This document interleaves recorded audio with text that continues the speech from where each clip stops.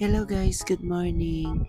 It's me, RR again. Samahan niyo po ulit ako sa aking whole day venture as a hairdresser and a salon owner. For today, andito tayo sa La Fuente branch. May maagang hair and makeup. Pila to kanina mga estudyante. And then here si Madam nag-avail ng package RR Signature with color. Then, fast forward, andito na po tayo sa Kapitan Pepe branch. At andito nga ginugupitan ko si Sir Will and then nagpa-foot spa na din po siya. Habang nanonood sila ng YouTube, yung Marilag. And after nyan, andito puno na po tayo agad. Ito nga po, ako yung gusto nilang gumawa ng hair nila. This one is Cabanatuan City at galing siya ng Mexico. And then si ma'am naman is taga Santa Rosa. And itong si madam is from Cabanatuan also. So ayan, tatlo sila. Ikot-ikot ang puwit ko dyan dahil tatlo silang inaasikas ko. Buti na lang thankful ako. Andito si Ate Ashlyn at si Ate Kat as helper ko po. Kahit maraming pagod ang pinagdadaan natin the whole day, sobrang worth it naman din, ano? Kayo mga ka-RR, kung nagpapasalon kayo, anong favorite nyong treatment and color ang pinapagawa nyo? And here nga si Madam from Hain pa yan, nagpapa-nails, gel up and down.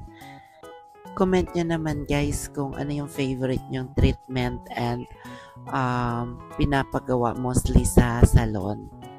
Malay natin, may mabigyan tayong free treatment para sa mga mag-share and like this video na din po.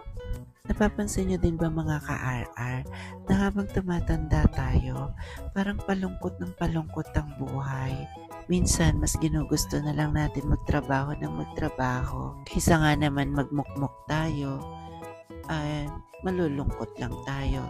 Diba nga, mas maayos nga yung ganito, trabaho ka, after pahinga ka.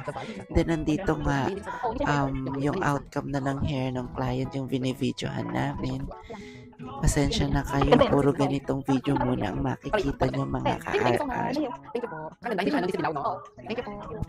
Ay, ma'am. Kumusta? Ay, gusto mo? Diba? Ay, thank you so much. Thank you. Then hanggang sa nag-extend pa nga kami kasi may mga estudyante papagupit, may mga humabol. Even sa kilikili treatment namin for aesthetic is meron din sa taas. So, this time is siguro mga 9 PM na ito. Pero dahil masipag kami nila Ate Ashley at ni Ate Kat, ay tinapos namin sila kahit late na sila nagsipasok. Nakatapos na nga tayo. Thank you so much mga ka-RR. Till next video, I love you all. Bye-bye!